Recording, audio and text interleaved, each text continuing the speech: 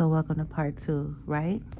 So we talk about how I had went to the beach with the young tenderoni, and we're in the water and we're having a conversation. So dating tips, right? We have already done our investigation. We have found information that is useful for our security, and now we are able to converse about it. So we're on this water. I know how to float. I can swim in shallow water, okay? He explains to me he doesn't know how to float. So I'm like, yo, if you trust me, I could teach you type of deal, right? There's a big lesson in learning how to float on any body of water. It takes the ability to be able to relax and let go, right? So, insider tip, mental check. If you go onto the beach with some water and stuff, and you find that a person is not really comfortable with letting go, you know what I'm saying? Make a mental note of that, right? Sometimes it's just like he could have been nervous, you know what I'm saying? But it takes some energy and effort to just like release, just be in the moment. And floating allows you to be in a moment. So we got the lesson of floating on the ocean, but we were able to have fun, you know what I'm saying? Get a little touch a little bit, get to have conversations. But something that I have found online had me a little concerned, right? But what I would like to say without telling his business was, I was able to be honest. I told him about a horrible first date, a horrible online date situation that I had. And this is why I do my research, right? Short story is the last time I went on a date with somebody from online, and I finally did my research after meeting up with dude and stuff like that. I found out he was wanted in another state, and saying he had mad fraud cases and shit. So dodge that bullet. So we have learned going forward, you're going to do your research beforehand, okay? So I had did some information. I remember he had told me one thing, but online it made it look like another thing, right? And it was just a matter of, it was children, okay? So he told me only had 2, but I saw a third one. And I was like, So I'm like, did you say you had 2 or 3? 2. I'm like, cool. So when I told him I did research on the last two, he was like, you probably looked me up too. Yeah. You know what I'm saying? I ain't gonna lie.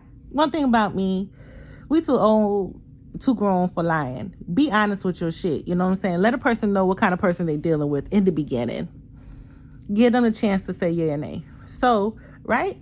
So we go through that. And I told him, okay, yeah. So that's why I asked you about that, because of the third one. So he told me the story about it. And, and it made a lot of sense and stuff, whatever. Right? But women, when you are listening to stories from a man, please, please, please listen. Not with just your ears. Let your whole body and energy listen to this story, okay? Listen to see how he reacts to it. If there are any pain points, you have the power to feel what he is feeling in the moment of telling the story, right? And heart went out to him on the situation. So I'm like, cool.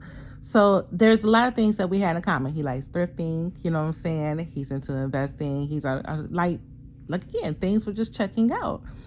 I feel like when you're dating, you do need to ask the question about, the last relationships and when they had ended and why they had ended. That's another lesson. Ask the questions. Ask the questions, okay? Ask the questions and get the answers. It's in those answers that, your other chakras are able to make some assessments too.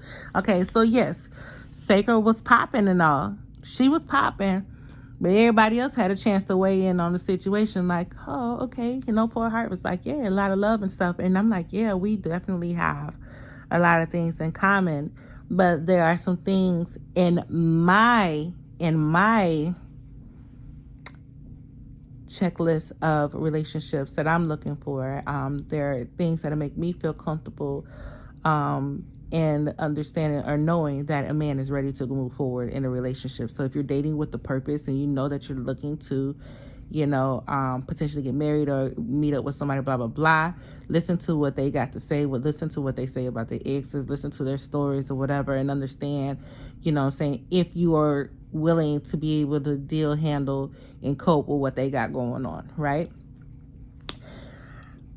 So in the water, I kind of knew how everything else was going to like pan out. But it was like, thank you for the experience, Spirit. So we're going for the experience, right? Because guess what? When we do these attraction oils, attraction intentions, and things like that, you are attracting the experiences so you can conjure more of those experiences. So let me break that. What that means is that the first person that you meet may not always be the one. It's not.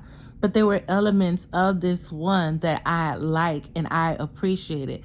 Being able to have fun in a ocean full of stinky ass water, being able to have these conversations, being able to flirt, being able to put up a tent without arguing. These are like mental notes and experiences that I have now gained that I would really love in a partnering. You know what I'm saying? You take those and you move forward with that, and you thank the universe for those experiences. So when we were ready to go, there was even a cute little moment where we sat in the tent or whatever, and he was like, you can lay on my chest if you want to.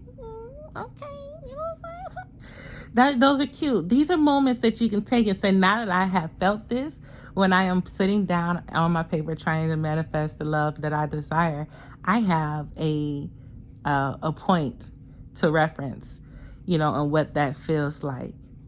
Give thanks for every experience that you have. So when we were ready to go, and he brought wine to the beach and everything here. Sure did. But yeah, we were hungry. He forgot the food. So we had went, he was like, what do you want to eat? I felt like I wasn't coming to America, and whatever it is you like. But I was just like, it's no picky. I kind of want to see what he likes to eat and stuff. So it's just like, you pick a place.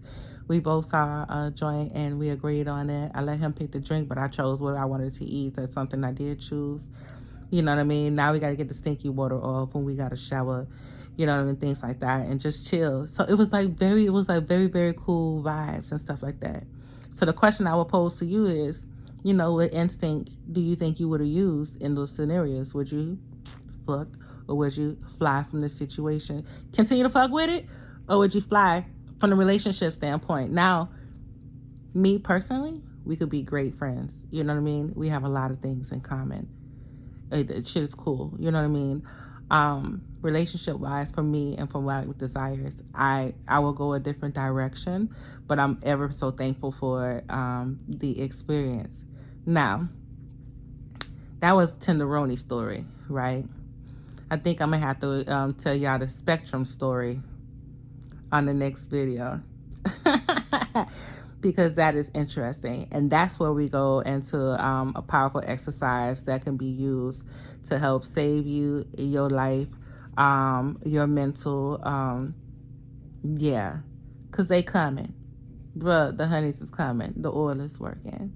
So ta-ta for now. That was part 2.